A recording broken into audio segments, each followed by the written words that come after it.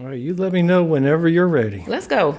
Because I'm just over here getting my life together at a very slow rate. So just go.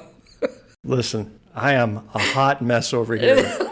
And I don't mean hot mess in a drinking a glass of red wine, live, laugh, love type of hot mess. I'm talking about I am hot and I am a mess.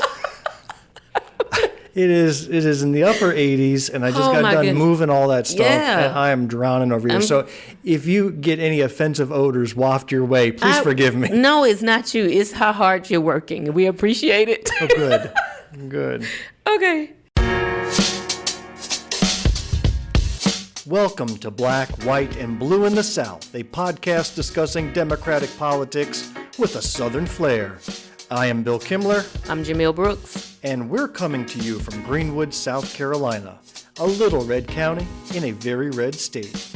If you like what you hear, please leave a rating, share with your friends, follow us online, or better yet, organize a Biden boat parade at the lake. You see, there's a certain segment of our community that believes the more boats with flags you got, the better a president you'll be. You can always drop us a note at blackwhiteblueinthesouth@gmail.com. You can also follow us on our brand new Facebook page and leave us a message. Links to everything, including to articles and videos mentioned in today's episode, are found in the show notes, so take a look. Knowledge is power, and we aim to pump your brain. Yes, we do. Hey, Jamel. Hi, Bill. Happy episode, lucky number 7. Yay, 7. This is the one where we are going to win all them podcasty awards. I think so. We're bringing it. On behalf of Jamel and I want to say that we appreciate you for listening. And boy, do we get off on all the reviews y'all have been leaving. We appreciate it. I did not expect any, to be quite honest, but we've gotten a few, and that really motivates me to continue this project. Yeah, it does. Can I read some to you? Please. All right, here's some reviews that have come in. Headline, easy on the ears. Yay. I have no particular connection to South Carolina politics, but I really enjoy listening to Jamel and Bill. They have an excellent and engaging rapport and are well-versed in their topics. Bravo! Yay. That's Notice, this reviewer did not say easy on the eyes. That's why we're doing a podcast, not a TV show. No, we're easy. On the eyes. On the eyes. The next reviewer said, accurate and transparency. Love the accuracy of the information discussed and the vulnerability presented by the hosts. Obviously. Yeah. She's referring to me, the accurate one, and you, the vulnerable one. That is not true. But thank you for those reviews. Keep them coming. Put them into your podcast app. Somehow they find their way to us. Yes, we appreciate you. Now, we just wrapped up this morning, just over an hour ago, our monthly Democratic breakfast meeting here in Greenwood. We had, I counted, about 80 people in attendance. Awesome. Yeah, and here are some interesting takeaways. First of all, you had a chance to interview 2 local councilwomen. I did. County councilwoman. Teresa Griffin and Johanna Bishop. So I think that went well. This was I want to say an informal interview where we asked them a couple of questions. They really had no time to prep. So what you see is their true belief or stance on a particular topic. And I felt like both of them did well with demonstrating their passion for the areas that they serve in. Both are certainly well-versed on their subjects and were hit with some tough questions. They were. Questions like crime in Greenwood. Questions like, what do you think the health and the wealth of the city and the county of Greenwood looks like? Those were all questions that can be tough to answer at times. They also got questions like, where's my Chipotle? Yeah. You know, the hard-hitting Where's questions. Chipotle? I was ready for that. I like Johanna's style, too, because you would ask a question, and then she would go silent for about 20 seconds. Let me tell you something. I've been an educator for a long time. We, as a people, have got to understand there is power in the pause. Don't always feel like that as soon as the question is dropped, you got to spit an answer out. I like it when there's power in that pause because you're slowing down to make sure that you've gathered your thoughts and then you shoot it out. I tell my dogs that too. Oh my God, they're not pausing. There's power in their paws. Not their paws. Oh. Maybe I misheard. I'll have to go back and listen. So we're going to have videos of those Q&As available on the Democratic Party YouTube channel for the Greenwood County Democratic Party. That'll be up this week, so be on the lookout for that. We also heard from Josh Malkin from the ACLU, South Carolina. Thank you, Josh. That was so refreshing. I love the passion as well as the knowledge that he's able to bring and just be an advocate for the power of choice, which seems to be something that everyone is trying to rip away. It was really impressive how he was hitting all of the same points that you and I hit on our very last episode. Listen, dude, that's CRT. great minds think alike. But literally what it does is it shows that is a tremendous issue and that we notice, people who are in the community, we notice the trend. I think the most interesting thing I took away from Josh's speech was what happened in Beaufort, where there was a huge effort underway to ban books at the libraries, at the schools. And it was the students who stood up for their own right to education, their own right for a freedom of reading and anti-censorship. And they attended all the school board meetings. They read the books that were on the ban list. They spoke on their own behalf. I love that. And there was power in their voice, and they were able to bat away the intrusion of Moms for Liberty in their community. And I thought that was wonderful. You know, we tend to overlook the power associated with our adolescent population. This is a group of people who are emerging during a time where diversity is at its forefront. So to hear them stand and speak for themselves is always rewarding. And then one final announcement, Jamel and I will be recording next weekend on Sunday at the Oconee County Democratic Party fundraiser. They've got a big dinner event happening Lakeside. Yeah. And we have been invited to be part of their main event, which has actually got me panicking a bit. It's one thing when it's just you and I. No, we got it. In a room, but to be in front of everybody watching us. I know, we'll just have to behave a little bit. Our main topic for today is redistricting. But first, the news. For up-to-the-minute reports, stay tuned to this station. Now the news. The University of South Carolina no longer has an Office of Diversity, Equity, and Inclusion. Jamel, you're already falling out of your chair. I'm sorry. Resuscitation is needed. In an email sent out to the campus last week, USC announced that Julian Williams, once the Vice President for Diversity, Equity, and Inclusion, is now the Vice President for Access, Civil Rights, and Community Engagement. So they basically kept the same players. They just changed the name. Why? Because there is a group of House Republicans. Have you heard of the South Carolina Freedom Caucus? Gosh, they keep showing up. They want everything to do with removing your freedom, which is so ironic. They have been attacking our state schools and the public school system about anything involving DEI. Now, one of the largest schools of higher education in South Carolina has removed those words, diversity, equity, and inclusion, and changed it to something else. It's important to note that nobody's lost their job. There's just been a shuffling of roles and responsibilities, plus the name change. But one of the main drivers of this was a guy named R.J. May. He is a state house representative from Lexington. And in fact, we heard a little bit from him in last episode when I played you video clips of parents and legislators speaking out against the Ta-Nehisi Coates book in the school district. He was one of the speakers. He sure was. So I played only a very short clip last time. Let's listen now to a longer clip where you can hear his full statement and the word salad he brings to the table. Okay. Thank you, Madam Chairman, members of the board. I appreciate the opportunity to speak with you tonight. A number of parents asked me to be here to share my thoughts as it relates to the South Carolina Freedom Caucus and our recent settlement agreement with Lexington School District 1. For those of you who don't know, I was a plaintiff in that case. we were provided information where Lexington School District 1 was enabled by EL Education to teach critical race theory derived ideas, which is obviously illegal as it relates to the budget proviso and hopefully codified into permanent law through the Transparency in Education Bill.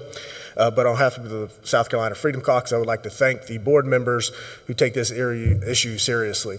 Our Constitution serves equality under the law. Equality under the law is a deeply held American value. What critical race theory derived ideas does, diversity, equity, inclusion, it seeks to supplant that idea of equality under the law with equity under the law. The Supreme Court has held in our Constitution and our Declaration of Independence states that we should be a colorblind society, one that values merit and success as opposed to one that views people as oppressor or oppressed because of the color of their skin. What EL Education, critical race theory derived ideas, critical race theorists, and those who subscribe to the racist nonsense that is diversity, equity, inclusion, they seek to get rid of our Constitution and our deeply held Declaration of Independence that says all men are created equal. So those board members who are taking this issue seriously, I thank you. They also, those being the critical race theorists, believe in anti-racism. Anti-racism, of course, a Kendi definition would be that the only way to make up for historical wrongdoings is present discrimination and future discrimination. Legal discrimination in today's day and age. Of course, that would violate our Constitution. It would violate the idea of a colorless and colorblind society. So again, I thank those members of the board who are taking this issue seriously. We are currently still engaged in legal avenues against Charleston School District, but are happy to engage in more when we believe that that budget proviso has been violated. So any members of the board, if you are fighting critical race theory derived ideas, diversity, equity, inclusion that seeks to separate and only look through the lens of race, if you are fighting that, you have an ally in members of the Freedom Caucus, particularly J. Kilmartin, who represents a large portion of this district, and I would encourage you to reach out. I've got 20 seconds left and happy to take any questions if that would be appropriate, Madam Chairwoman. Thank you. Thank you. So you now just had a chance to hear him speak, and in this news article, he was quoted as saying the following: USC can call it whatever they want, it's just racist nonsense that they're indoctrinating our students with. I'm surprised they felt the need to rebrand given that the state legislature is full of moderate, milquetoast, do-nothing Republicans. And this is a Republican speaking about his fellow legislators. Oh, wow.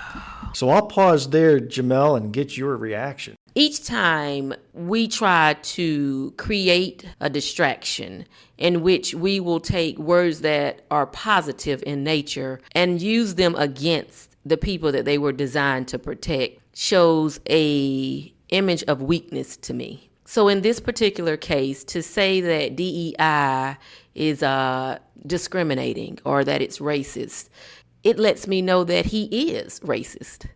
It lets me know that he does not value the beliefs, culture, and value that come from the population that DEI is set to protect. For an organization as big as USC, an office of DEI is necessary. Changing the name will eventually lead to the role change, and all of that is going to be attached to funding somewhere down the line. How about being a leader and saying, no, you don't get to tell me what we call this office. You don't get to tell me to overlook a population that is poured into the growth of this school. You don't get to tell me that. There is a really big problem when you have legislatures start to end up trying to go and undo everything that would have been positive. Now, DEI is not just about race. It's not. Also about differently abled students. Correct. It's about LGBTQ. It's about even veterans or adults who are coming back into an education after being years in the workforce. Non-traditional. It is diversity, equity, and inclusion to make Correct. sure that all students walking into an unfamiliar environment can become part and productive members of that student body. So let me point this out. This gentleman is willing to stop the services offered under DEI. Now, we know that it's not just a race thing. We know that there are other individuals that benefit from these services, but it doesn't matter to him about the other individuals. Who is benefiting or who is perceived to be benefiting the most? Diversity and inclusion freaks them out for some reason. And I don't know how a group of people who cannot accept different continue to lead a state that is made up of a whole bunch of different people. There has been proposed legislation, by the way. It hasn't gone very far yet. It is H4290. It is called the DEI and Higher Education Act. They go on to make their own definition of DEI. And basically the point of this law is to forbid publicly funded schools from making DEI training a requirement, from making it a requirement for employees or for students or anything of the sort.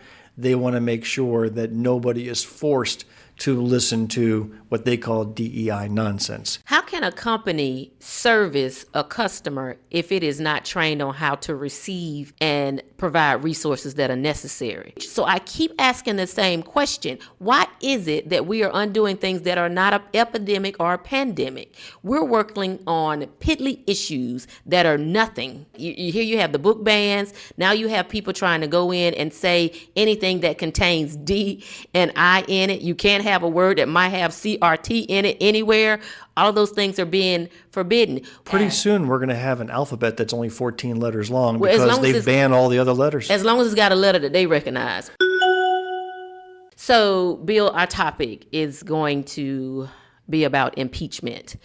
One where it says Trump urges Georgia GOP to impeach Fani Willis for prosecuting him. Then there's another one where it talks about Wisconsin GOP lawmakers considering impeaching Janet Prochevich, I think is how you pronounce it. And then there's one where you have a Texas attorney general who is facing potential impeachment. So let's take the Georgia situation where we're trying to impeach Fani Willis. Trump is saying, no, you guys have got to work to impeach her because she should not be trying to press charges against me.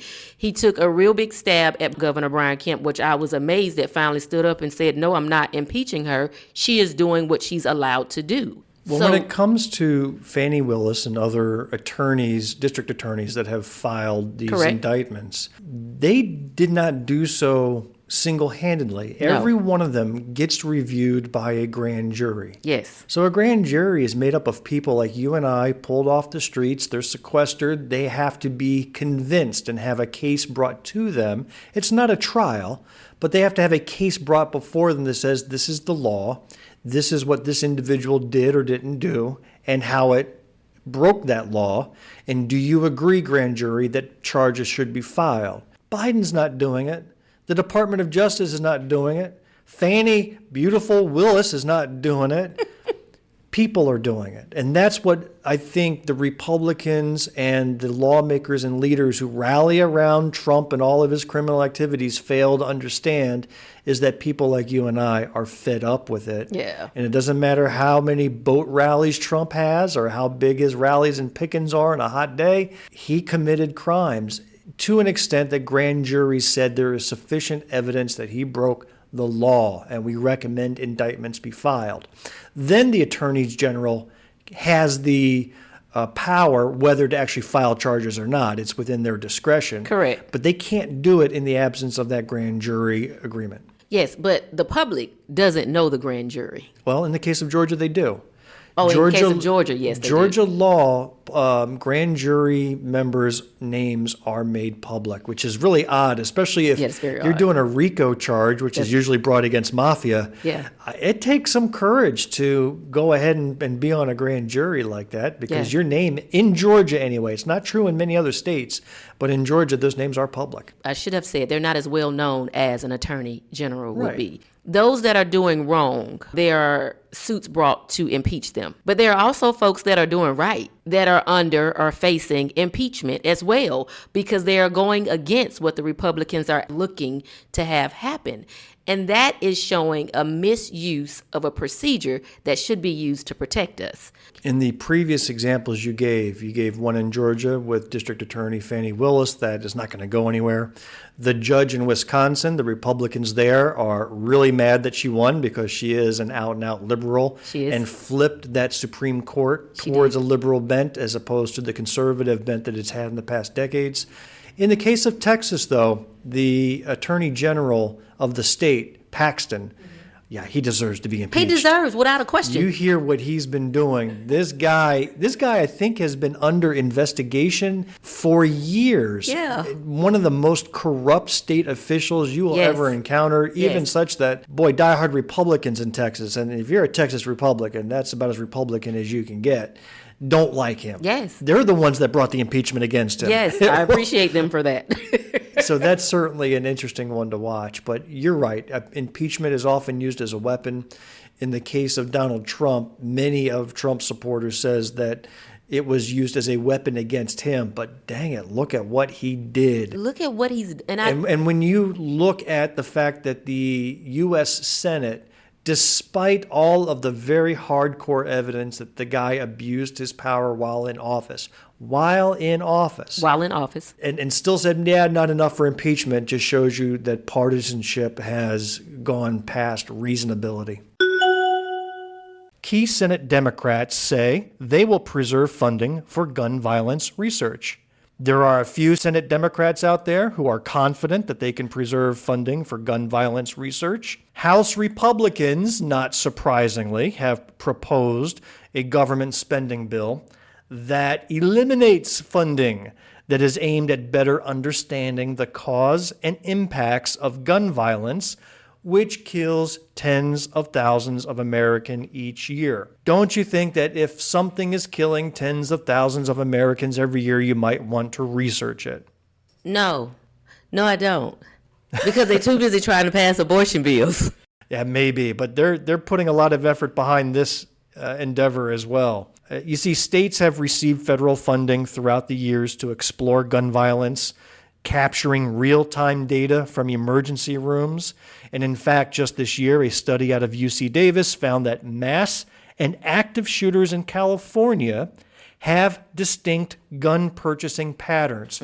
Wouldn't it be amazing if you had some data and algorithms that are giving you a high probability that Bob or Jane out there is likely to commit a mass shooting based upon research scientific patterns that humans just couldn't detect on their own? That would be awesome.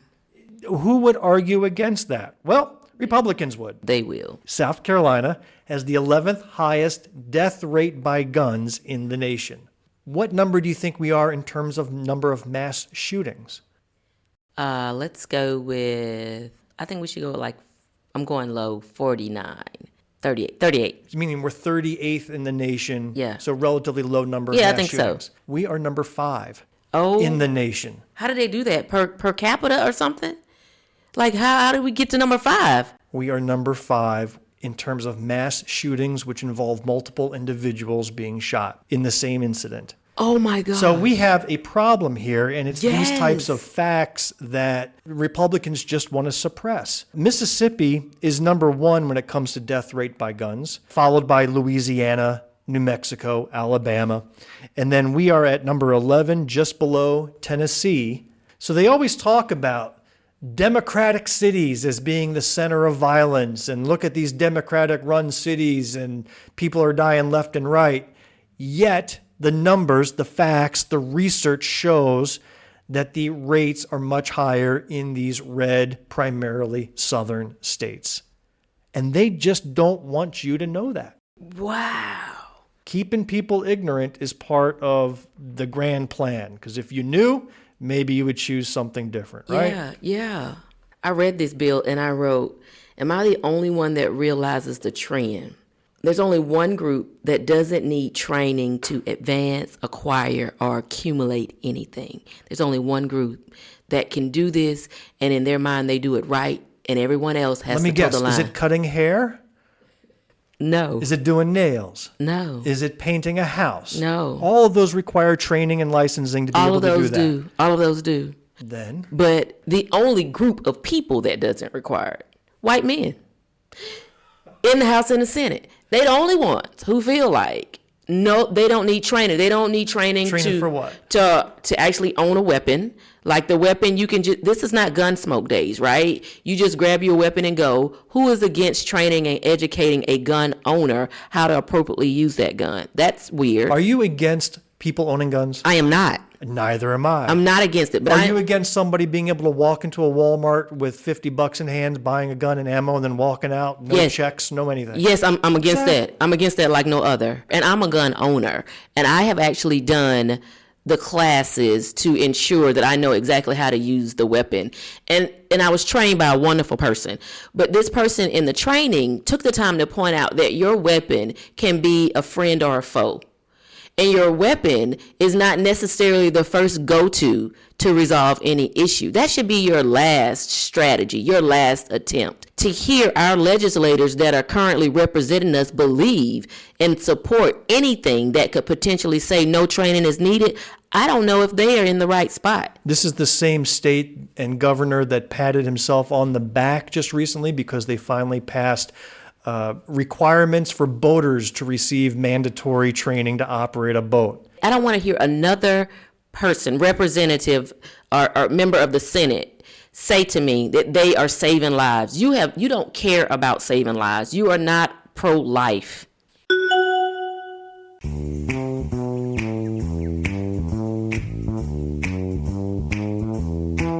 If there's a place you gotta go, I'm the one you need to know. I'm the map. I'm the map, I'm the map. If there's a place you gotta get, I can get you there, I bet. I'm the map. I'm the map, I'm the map. So our main topic today is about redistricting. Try to unpack this issue that can be very complicated, but there is some simplicity to it. So hopefully at the end of our conversation, we will start individuals to watching and get some people engaged. So let's talk about, for the uninitiated, Okay. what redistricting is. So redistricting, let me give you an example. Let's just say that you've always gone to the same polling location and you've always voted for individuals in a particular district. So let's just say you've lived in the same house and you've always been able to vote for the representative in 13. And so the election year comes up, you didn't check your SC vote, so you don't know that your district has changed. And you go to vote, and the person you're looking for, their name isn't on the ballot. So why has the district changed? Because someone went, when you weren't looking, into a room at the State House and drew new lines that moved you. I'm going to back up a bit here because it's not, they did not invent redistricting for purely nefarious purposes. I didn't say that. Every 10 years, the entire country goes through a new census. So they do a population count and try to figure Correct. out where people live.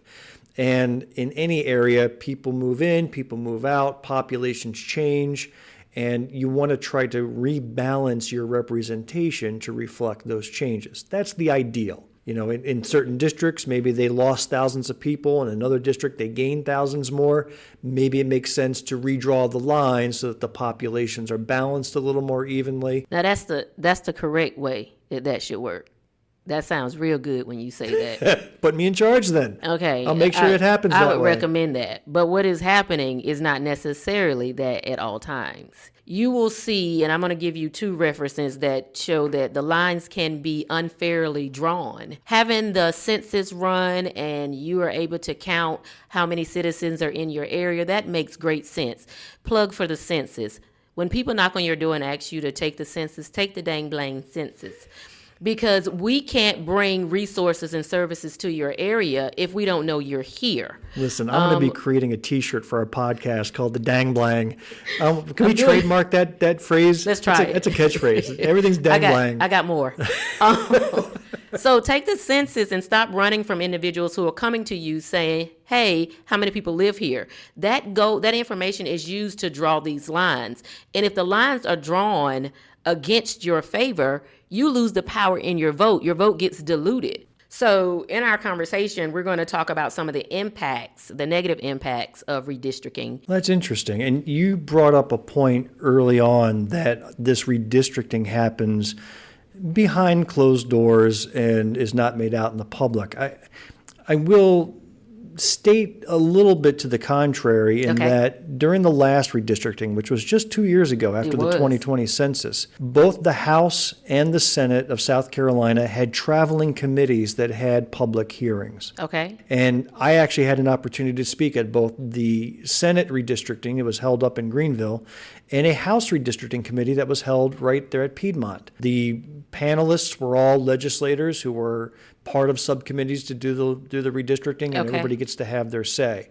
Now, what I find probably most frustrating about the whole political process is that you can talk until your eyeballs fall out. Thank you. Doesn't mean they have to listen to you. Correct. And I also will drop this other bomb on you. South Carolina is the only state in the country that has 0 laws on the books that govern the redistricting process.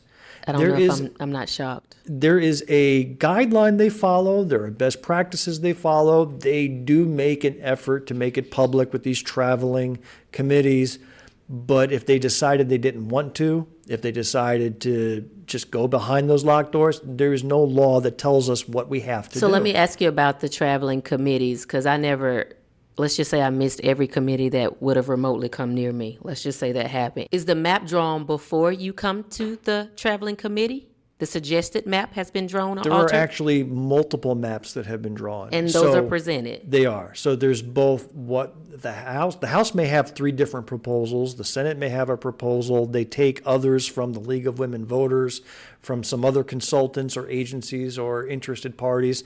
There's 100 maps. And truly, unless you're a map dude, it can be overwhelming. I'm a map dude. I love maps. Yeah. I can But- see you getting excited. But they do have websites. They publish the proposals, and it's really hard to follow unless you are totally into the process. Even though all of that is occurring, how many people have actually attended any meeting that informed them that the maps have been redrawn? I work the polls here in Greenwood and I love it. The number of people that come through the door that didn't check SC vote, and then they learn that whoever they're looking for on the ballot is no longer there because they are now in a different district, is alarming. When I allude to it's happening behind closed doors, the maps are drawn before they hit the public eye. They hit the public eye, and then there's a discussion that only includes the individuals who understand what is happening. And you're absolutely right when you say that you really don't know what happened until after the maps are in effect. So behind closed doors means that you have representatives that sit for you in the House and the Senate that know the maps are being redrawn. How is that publicized to the constituents to let them know that there's a hearing coming, you might need to be on the lookout for it because there are going to be some changes that impact who you are able to vote for? Oh, I will say that even the hearing that was held in Greenwood was attended by about a dozen people. It wasn't like it was a packed house in this big conference hall that it was held in. I want to give a very specific story about gerrymandering here in Greenwood. Okay, let's go. I want to talk about... Wait, explain gerrymandering because I never pulled that term. Oh, so gerrymandering is the manipulation of an electoral constituency's boundaries, the drawing of the lines. So we're talking about a conscious manipulation of lines to favor one party or class. Yes. So it's tough to scream gerrymandering at everything, but you have to find specific examples of it. Okay. So let me give you an example and ask you if you think this qualifies as intentional line drawing to receive a wanted outcome. Okay. This talks about House District 12. District 12 was represented by Ann Parks for a long time, and she served those constituents faithfully. The majority of voters in District 12 belong to Greenwood County, primarily within the city limits. Then it stretches out to all of McCormick County. Now, McCormick County is 90% farmland, so it's a more rural population. But they're about 43% of the voters, and the rest are here in Greenwood, mostly in the city. Okay. So there was a redistricting that happened after the 2020 election, and Parks lost in 2022 by 600 votes. So between those McCormick and Greenwood voters together, she lost by 600. Wow. So let's talk about what that district looked like before redistricting, when Okay. she had won, and what it looked like after redistricting and then she lost. What changed in this district? Well, there are many things you can look at by age or class or what have you, and I'm going to stick with race. Okay. Representative Parks was is a black female. Yes. And the black population is important. So when you look at what the district looked like before redistricting, voting age residents, so we're not even talking registered voters. We're just talking voting age. Okay. There were 13,200 black voters of voting age. There were 11,700 white residents of voting age. Okay. So heavy on the black population, Yeah. 13,200 to 11,700. Got it. Once redistricting was done, there were 14,100 black residents of voting age and 14,800 white residents of voting age. It was a gain of 850 black residents and a gain of 3,127 white residents. So the population shifted heavily into the white voting areas. Yeah. Let me just say this, make this clear. Just because you're a black voter does not mean you're going to vote for the black representative, and likewise with the white voter. Yeah. Everybody's got a free mind and can vote for whomever they feel is best represents them. But we know from statistics that there's a heavy correlation between race and the individual that you're voting for. Okay. Remember, I opened up with the fact that she lost by only 600 votes. Correct.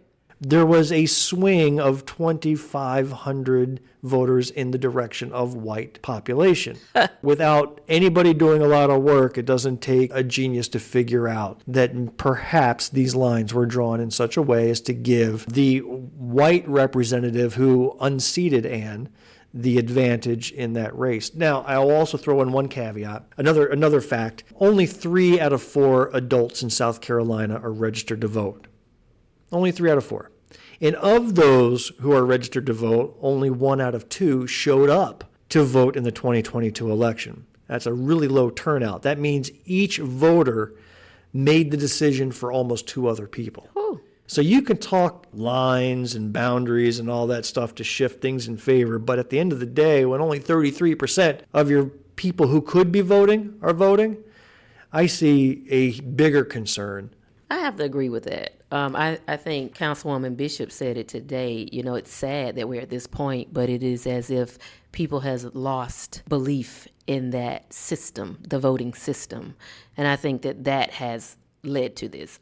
Do I think that the lines had an impact? I think that there were several contributing factors. I'm not sure that I would say the lines were 100%, but that is a huge number to increase in terms of the ratio from the number of black voters that increased versus the number of white voters. So that does have you lean toward, we could have drew that a little differently to make it an equal playing field. Did you know that there is a gerrymandering case that's going to be coming to the Supreme Court in October based in South Carolina?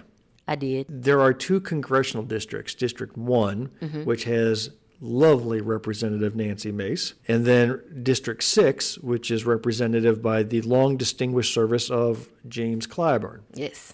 In this last redistricting before the 2022 election, did you know that 62% of the black voters in Charleston County were moved out of District 1, Nancy Mace, and into District 6, Jim Clyburn? I did. Now, Jim Clyburn was going to win his district with or without all that additional black voters. With or without, it was his, yeah. Then Nancy Mace's district, having removed so many black voters, found herself in a very comfortable red district where a lot of the voters who would have voted for her opponent, Dr. Annie Andrews, were no longer part of that district. You remember talking about showing up to vote and you're no longer where you thought you were? Yeah.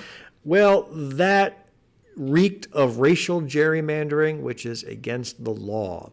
And this case has a lawsuit has been filed by the NAACP and others. A federal panel of judges found South Carolina lawmakers guilty. They did. Of racial gerrymandering. And of course, they didn't like that answer, so they kicked it up to the Supreme Court. Now, the Supreme Court is not in the mood to hear from these gerrymanderers. I give you Exhibit A for Alabama. Oh my, that is. Alabama Said, nope, we're going to do it our way. changed their districts and knocked out a black a congressperson And that went to the Supreme Court. The Supreme Court ruled, Alabama, you out of line. Go back and draw the line. And Alabama said no. Alabama gave the Supreme Court the middle finger. They did. They said, nope, we're not doing anything. I'm sorry. Alabama gave the Supreme Court the dang blang middle finger. They did. And the Supreme Court saw these new lines that were just as bad as the lines that they told them to go redraw. And now the Supreme Court has said, we're taking away your right to draw the lines, and we're going to appoint a special master to go in and draw your lines for you. Yeah. So when South Carolina's turn comes up, and they see some of these numbers that I just shared with you about districts 1 and 6, I'm pretty sure I know what the result's going to be.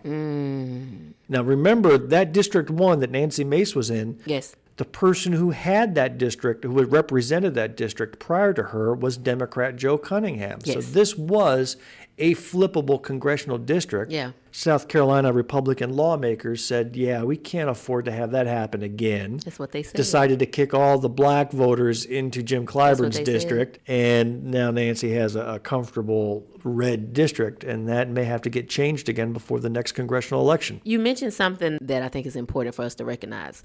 Sometimes when you draw the line, you put two people who may have been Democratic candidates against each other. That's right. If you're looking at how, the House took a hit, they did some drawing of some lines that caused really good, strong candidates to go against each other, and only one of them could be seated. So when we're looking at drawing these lines, why it's so important is if we say, hey, we need more people, diverse people to run, and we have them running and they are winning, and then there is a drawing of the lines meeting that has the districts joined, we've just eliminated one potential seat. Now, I shared with you that South Carolina was the only state in the country that had no laws that governed redistricting. Okay. And it's not from lack of trying. So in previous years, Gilda Cobb Hunter Yes. and others in the House of Representatives, Senator Mike Fanning and others in the Senate, submitted bills to enact some sort of independent commission to take it out of lawmakers' hands and make it a little more fair and balanced. Because redistricting is not just a Republican thing. You go up to some of the blue states, and you've got Democrats there that are trying to draw lines to their advantage too. So it's good to have laws that govern these rules and make it more independent and fair. Currently, we have a proposal that has been submitted from Representative Pendarvis. This is House Bill 4222. This is called the Anti-Gerrymandering Act. And in it are some very common sense things like creating an independent commission. This independent commission must be comprised of 12 members appointed by the State Ethics Commission. 5 must be majority party voters. 5 must be voters of the largest minority political party. 2 must be members of other political parties. All decisions by the commission must be determined by majority vote. Does that not sound fair and balanced when it comes to an independent commission? I mean, I think I like it, but we sensible. Everybody isn't. Well, I guess even that is a matter of opinion. True. And with that, we're going to wrap up this episode of Black, White, and Blue in the South. Yes. If you too are a blue dot in a red sea, keep up the fight, keep up the faith. Progress is not won in a day, but rather over a lifetime of struggle and focus. We benefit today from the efforts of those who fought decades ago, and we owe it to them We do. to pay it forward. We do.